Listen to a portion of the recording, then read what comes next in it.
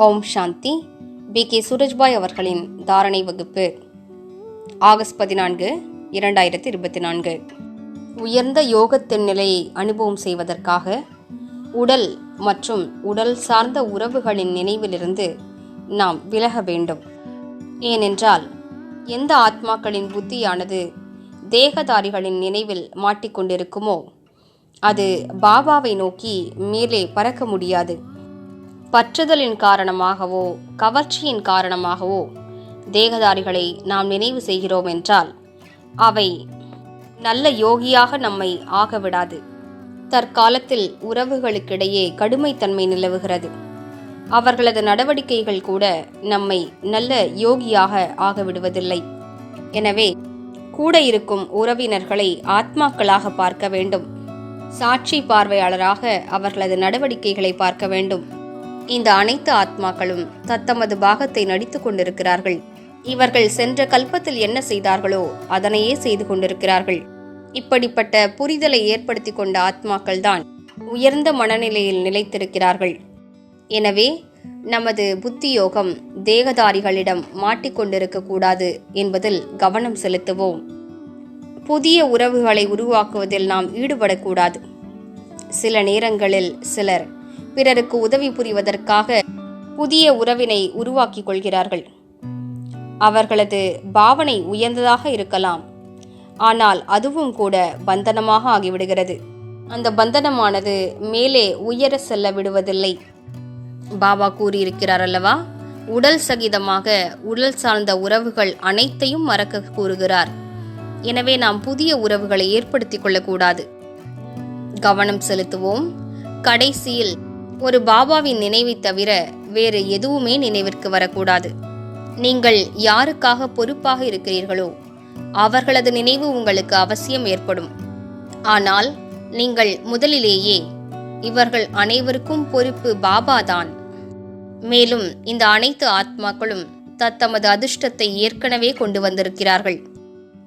இவ்வாறு நினைவு செய்தால் பொறுப்புகளின் சுமை இருக்காது. மேலும் எனது காலத்திற்கு பின்னர் இவர்களது நிலை என்ன என்ற கவலையும் இருக்காது.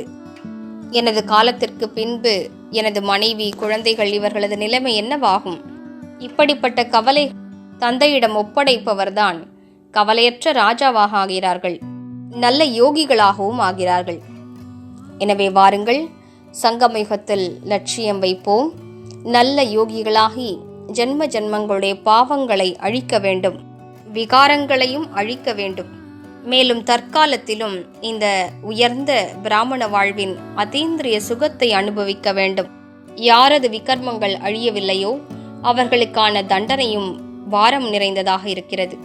தற்கால சூழலில் நாம் கண்கூடாக கண்டு கொண்டிருக்கிறோம். உண்மையை கூற வேண்டுமென்றால் அனைவரது கர்ம கணக்குகளையும் முடிக்கக்கூடிய காட்லி மிஷனரி தீவிரமாக இயங்கி வருகிறது. இப்போது யாருமே தமது விகர்மங்களிலிருந்து தப்பிக்க முடியாது. யார் யஜ்யத்தில் தடைகளை ஏற்படுத்தினார்களோ, யார் தூய்மையற்ற தன்மையின் பாதையில் நடந்தார்களோ, மேலும் அவ்வாறு செய்வதற்காக யார் பிறரையும் உந்தினார்களோ அவர்களுக்கு தங்களுடைய தவறுகளுக்கான தண்டனை கிடைக்கும். எனவே நாம் நன்றாக யோகம் செய்து அனைத்து விகர்மங்களையும் அழிக்க வேண்டும். அதன் மூலம் நம்மால் நல்ல நிலையை அடைய முடிய வேண்டும். மேலும் கடைசி நேரத்தில் எந்த விகர்மமும் நம்மை கவர்ந்து இழுக்கக்கூடாது. ஏனென்றால் விகர்மங்களின் பந்தனம் கூட ஆத்மாவை மிகவும் கவர்ந்து இழுக்கக்கூடியதாகும்.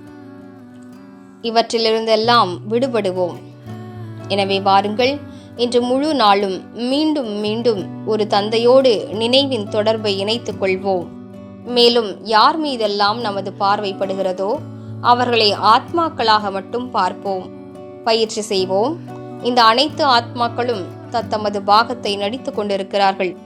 இவர்களுக்கு நாம் பொறுப்பானவர்கள் அல்ல, இவர்களுக்கு பொறுப்பானவரும் தந்தைதான். இப்படிப்பட்ட நினைவால் தன்னைத்தான் லேசாக வைத்துக் கொள்வோம். மேலும் நிரந்தர யோக நிலையை அனுபவம் செய்வோம். ஓம் சாந்தி.